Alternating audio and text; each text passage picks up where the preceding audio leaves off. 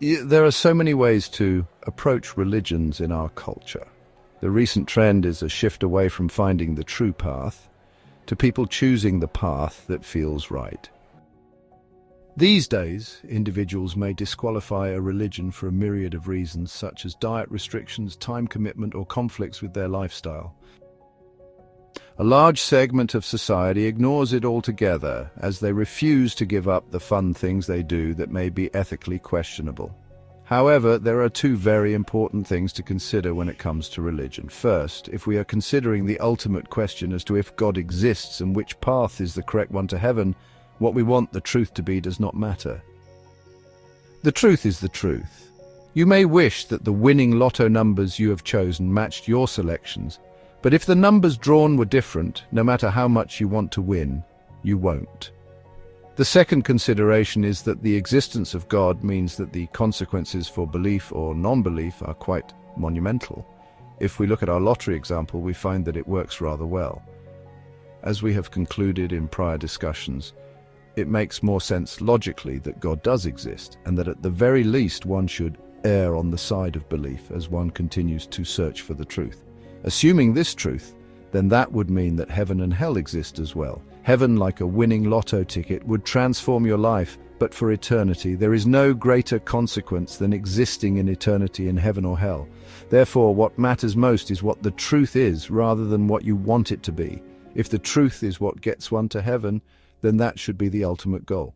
So what does this mean, and what questions should we ask to make sure we are on the correct path? First, we must look at the religions and understand them. Second, we must identify the ones that meet the four criteria we have identified. These are belief in God, belief in an afterlife, a logical and achievable means by which to obtain that afterlife, and finally, any potential issues with the core tenets, where when we've done this, we can choose a path or paths for further review. Let's start with Buddhism. Most branches of Buddhism believe that salvation can be reached with the use of human inner resources such as self-discipline, meditation, good deeds, and wisdom. It is in essence a religion of self-help. Buddhists are ambivalent about God and do not believe in an eternal heaven or hell. Instead, there is rebirth, where the next existence is conditioned by the last thought a person has at the point of death. The cycle of death and rebirth continues. Their faith refers to a commitment to the practice of the doctrines of the religion in order to achieve a state of enlightenment so that the next existence will be a good one. Many would find it terrifying that a stray thought at the end of one's life would determine the next life, but even if bad, they will have chances at life over and over again. Thus far, we have determined that we must err on the side of belief in a higher power. Since Buddhists do not believe in God or an eternal heaven or hell, it is unnecessary to proceed further in its study. This is not to say that the study or beliefs don't have merit, rather that it simply does not meet our ultimate goal in our search of God and eternity. Hinduism, like Buddhism, is a religion of reincarnation. After death, the soul is reincarnated into a new physical body or form. Passing from this life to the next, a soul makes a spiritual journey based on karma, the concept that every thought and action has a corresponding reaction. Good and bad deeds determine future lives. The soul is uplifted through every good deed and brought low with every bad deed. They believe in one God or a God of many forms, and that there are two paths to attain moksha. Moksha is a state of enlightenment that can only be achieved through piety and righteousness, or prayers and rituals. People who choose piety and righteousness have to lead a sin-free life full of good deeds. Unfortunately, sins can also be inherited from forefathers and passed on from generation to generation. The second path is a system of works through prayers and rituals. Varying beliefs and practices can be found amongst Hindus, but faith is not really important. It is the work you do that matters. In Hinduism, salvation is achieved by escaping from the cycle of death and rebirth. Once enlightenment is reached, there is no more suffering and the rebirth cycle is broken. However, there is not a belief in an eternal heaven or hell. When reviewing Hinduism, we find that for the purposes of this study, we need not proceed further as well. In essence, it is also a self-help journey of self-realization, with the ultimate goal of reaching perfection of the self. There are great merits in this philosophy, but one wonders at the ability to reach that perfection. Is it possible to live a completely sinless life or do enough work that brings you to the point of perfection? Even if they did believe in an eternal heaven, man's innate sinful nature means that it would be virtually empty. That is not to say that this is wrong, but rather, like Buddhism, that it simply does not address our questions of God, heaven, and mankind's ability to reach it. Islam teaches us that salvation is achieved by a combination of correct belief and works. Unlike Christians, Muslims have no need to atone for the sinful nature of humanity. Rather, Muslims are born with a clean slate, and those who convert to Islam also begin with a clean slate. The Islamic concept of paradise and hell offers them a choice. Submit to God and obey His commands, and you will achieve a joyful afterlife. Choose not to, and you will languish in hell. Submitting to God means that Muslims follow a middle path in all things. They do not go to extremes, and their salvation depends on having the correct belief and doing good works. Their faith is founded on strong belief with constant practice and discernible actions. In essence, it is inside thinking combined with outside actions. However, it is important to understand that there is no reward for good deeds that are not accompanied by correct belief. Islam says that strong faith consists of three parts: belief in the heart and the intellect, affirmation by our words, and good and righteous deeds. When determining if we should proceed in our search for truth, we find that Islam does in fact line up with our determination that there is most likely a higher power. It also professes to have the eternal destinations of heaven and hell as the ultimate destination of believers. There is a concept of faith which makes heaven an achievable goal. However, there are a couple of items that prevent us from further research down the path of Islam. First is the belief that we are all born with a clean slate.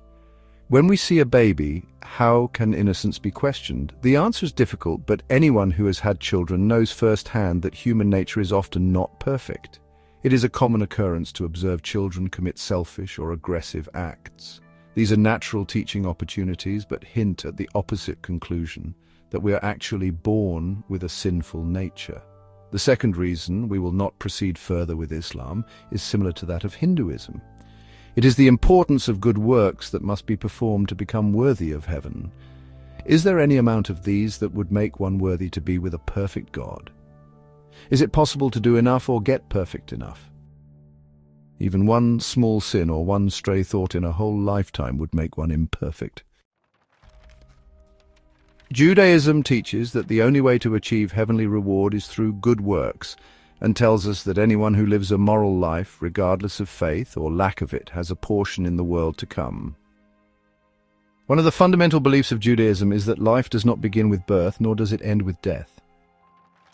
Texts do state that righteous actions in this life will be rewarded, and that negative actions will be punished. Therefore, it's important to lead a meaningful and generous life. However, there are no concrete details of what will happen when they die. Most religions encourage proselytizing since they are founded on a belief that only members of their faith can earn eternal reward in the afterlife. Jewish tradition makes it clear that non-Jews do not have to become Jewish in order to fulfill their spiritual purpose on earth, and that they can earn their reward in heaven without becoming Jewish. Judaism believes that non-Jews are obligated to observe the 7 Noahide laws. Establishing courts of justice, not cursing God, no idolatry, no incest or adultery, no murder, no stealing, and not eating the flesh of a live animal. A non-Jew who observes these laws has a place in the world to come. Judaism believes in punishment and reward in the afterlife, but in Judaism, hell is temporary, not permanent. It is a consequence of improper living and a place for penance to be paid so one can eventually move on to the world to come. In the end of days, the Messiah will gather the Jewish exiles to Israel and the temple will be rebuilt. Sometime later, the dead will be resurrected and reunited with their souls. This new, perfected universe is known as the world to come. Judaism possesses many of the items our search has brought us to look for. There is a belief in God and an afterlife. Entry into heaven does not require personal perfection, but is based on faith, so it is attainable. Interestingly, the openness that one does not even need to be a member of the faith to be worthy makes it open to a large number of people. Jews are saved by faith in God's word that he would bring Israel a Messiah, and heaven is achieved by following the 7 laws. The relatively easy way to salvation to God concerns us. Can imperfect people be in heaven with God? Perhaps they can, or perhaps there could be a way to make them worthy enough.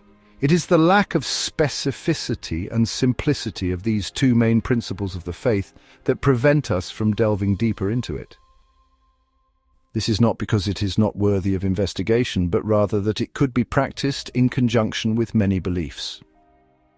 Interestingly, a number of the faithful share their religion with Christianity. They believe that God already brought the Messiah, and the Messiah is Jesus. He is the fulfillment of the doctrine of the Messiah to come. These are called Messianic Jews.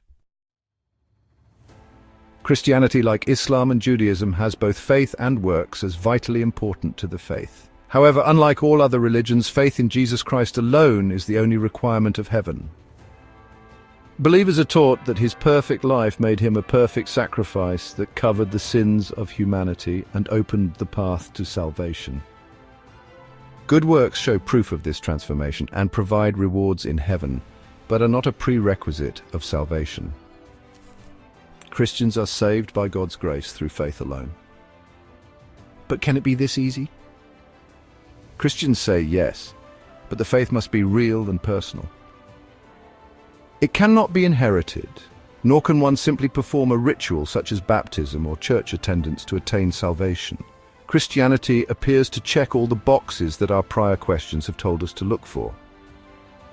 That is to say, they do believe in God and an afterlife. Numerous prior discussions revealed to us the probability of God. Our built-in moral compasses show us that there is right and wrong, and thus the belief in heaven and hell as consequences is logical. Because we recognize that humanity is not perfect even from a very young age, we appreciate that the religion recognizes this and shows that man has a sinful nature. However, rather than trying to achieve the seemingly impossible perfection ourselves, God sent Jesus as a sacrifice to cancel out all of those sins. To obtain that, one needs only to have faith in God and in that sacrifice. The path to God and heaven are very much like Judaism. As mentioned before, Christianity and Judaism do not have to be mutually exclusive.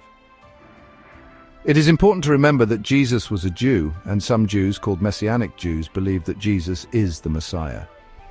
However, this is a small number, and because he is not accepted universally as the Messiah by the Jews to resolve the sin nature of man, it is Christianity that we will focus further on in future examinations. Its specificity and, as we will discuss, its many historical and logical supports make it an intriguing option for faith seekers. It is important to note that this series is not determining the validity of any religion. Even a casual review will show that they all have positive effects on practitioners and their environment. However, our goal is to logically pursue those religions that meet our aforementioned goals, and then to focus on and to dive deeper into them. In our case, Christianity is the only option that most closely matches our criteria. We will delve more deeply into the religion and test its tenets and history in future discussions. For further and more in-depth discussions on this series and related topics, please visit Aware, Care, Share.